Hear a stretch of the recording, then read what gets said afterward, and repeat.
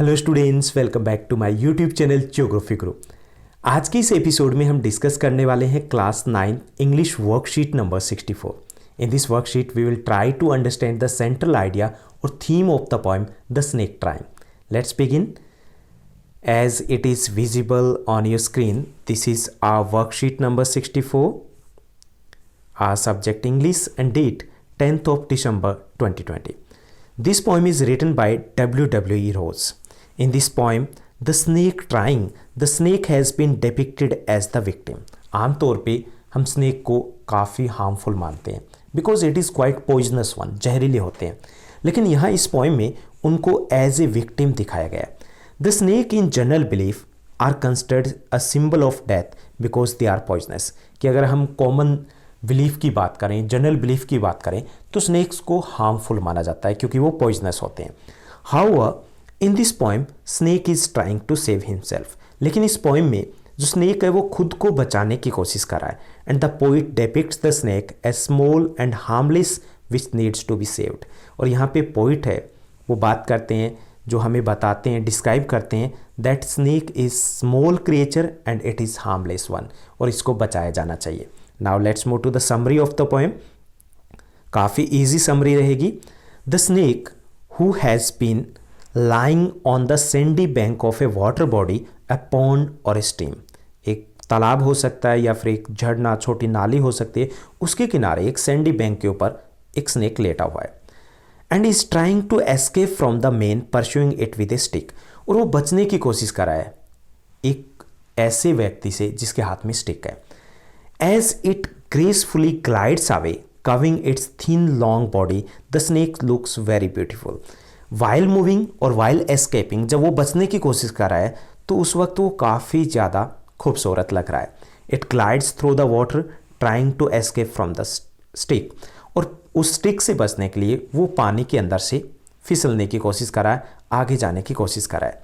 The poet pleads to the poem. Pleads होता है request.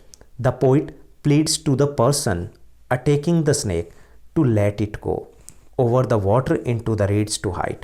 And the poet requests from the person that let it go, किसको जाने दो, as according to the poet it is harmless, कि poet को लगता है कि ये harmless है, it is not the poisonous one. He highlights that it is a small green snake and completely harmless even too small. और poet है वो highlight करते हैं कि ये छोटा स्नेक है, ग्रीन स्नेक है, and it is not poisonous and it is harmless. ये पॉइजनस नहीं है, जहरीला नहीं है, इसलिए ये बच्चों के लिए भी हार्मलेस है। The snake lies on the sand until it is observed, कि जब तक उसको देखा नहीं गया था तब तक वो सैंड के ऊपर लेटा हुआ था। एंड इज चेज्ड अवे, फिर उसको भगा दिया जाता है। In the end it disappears in the ripples in the green reeds, और लास्ट में वो डिसपियर मतलब गायब हो जाता है through the green reeds. Reeds होता है जिसको हिंदी में हम सरकंडा बोलते हैं। It is like that of a grass की तरह ही होता है, घास की तरह होता है, लेकिन हाइट 7 to 10 मीटर्स के आसपास होती है। Now let's move to the question answer. In this worksheet 7 easy questions are given. First question, the snake is trying to escape from, सांप किससे बचने की कोशिश कर रहा है? आंसर हमारा ए रहेगा, he is trying to escape from a stick, एक स्टिक से बचने की कोशिश कर रहा है। Second question, choose the option that is not true as per the poet, poet के अकॉर्डिंग कौन सा ऑप्शन है जो सही नहीं है? सी रहेगा, the snake is dangerous, according to poet the snake is not dangerous, so C हमारा ऑप्शन रहेगा। Third question, there is a word in the poem vanishes, एक वर्ड यूज किया गया है पोएम में vanishes. Choose the word which doesn't match its meaning, हमें एक word choose करना है जो वेनिशेज से उसका मीनिंग ना मिलता हो। सो ये आंसर रहेगा हमारा डी, अपीयर। अपीयर का मतलब होता है सामने आना, और वेनिशेस का मतलब होता है गायब होना। Now let's move to the second task.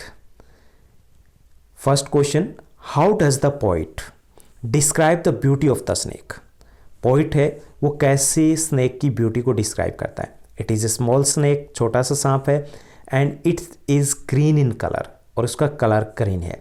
कविंग of its long body have their own appeal, कि जब वो अपनी बॉडी को काव करके मूव करता है तो अलग ही अट्रैक्टिव, काफ़ी अट्रैक्टिव लगता है। Its shapes are graceful and beautiful, so are its moment, कि जैसे उसकी मोमेंट्स है उसी तरीके से उसकी शेप भी काफ़ी ग्रेसफुल और ब्यूटीफुल है। The harmless, graceful and beautiful snake attracts the admiration and sympathy of the poem.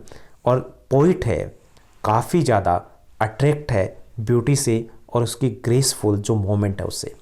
Now let's move to the second question.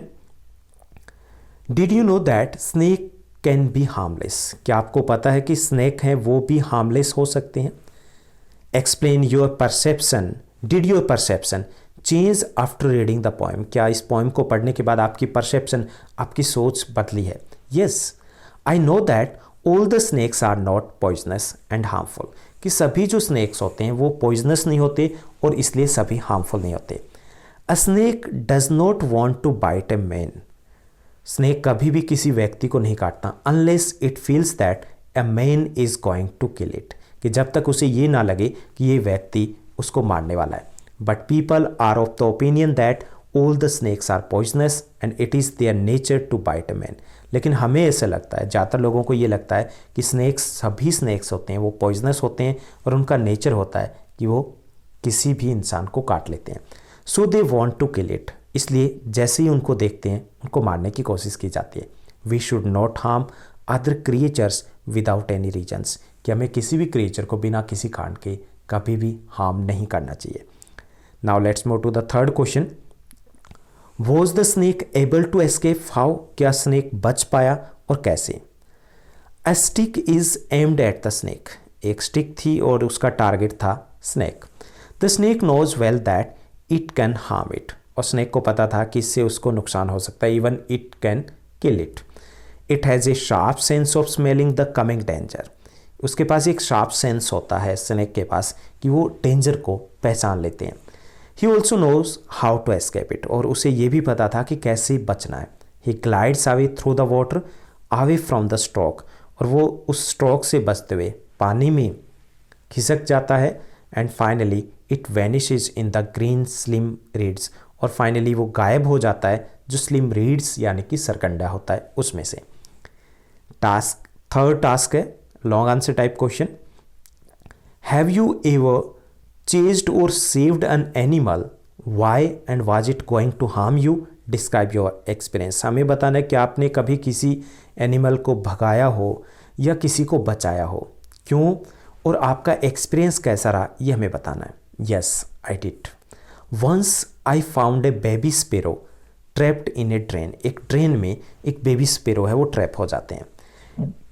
It had fallen from one floor above the ground and was hurt, कि ये एक floor above the ground वहाँ से गिरते हैं and it was hurt, घायल थे। I faced some problem in rescuing it since the drain was dirty and the narrow, और क्योंकि काफ़ी प्रॉब्लम इसलिए होती है कि जो ड्रेन है वो काफ़ी डर्टी होता है, गंदा होता है और काफ़ी नेरो होता है। It was getting scared of my hand and banking of, और वो जो पक्षी था, स्पेरो था, वो काफ़ी डरा हुआ भी था। But finally I caught hold of it, लेकिन फाइनली किसी भी तरीके से उसको कंट्रोल किया। And then I kept it in the basket, और उसको एक बास्केट में रखा।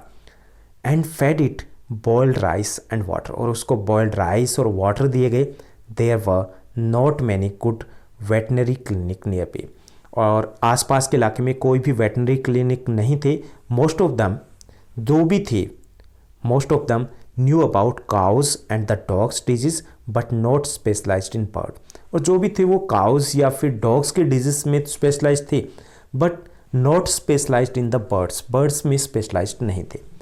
It was getting better and it learn how to fly, और कुछ ही दिनों में वो बेटर हो जाती है sparrow and it learn how to fly, और दोबारा से उड़ने लगते हैं। It would come flying to me and when I would clap my hands, कि जब भी मैं अपने हाथ आगे की तरफ करता था, क्लैप करता था, तो वो मेरी तरफ आती थी। It loved my family too, और मेरी फैमिली से भी काफ़ी फेमिलियर हो चुके थे।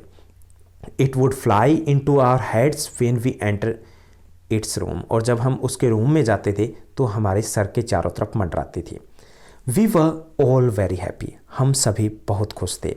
We had kept it free so that it can fly away with its own kind whenever it wanted, और हमने उसको फ्री छोड़ दिया था ताकि वो जहाँ उड़ना चाहे, जहाँ जाना चाहे वो जा पाए।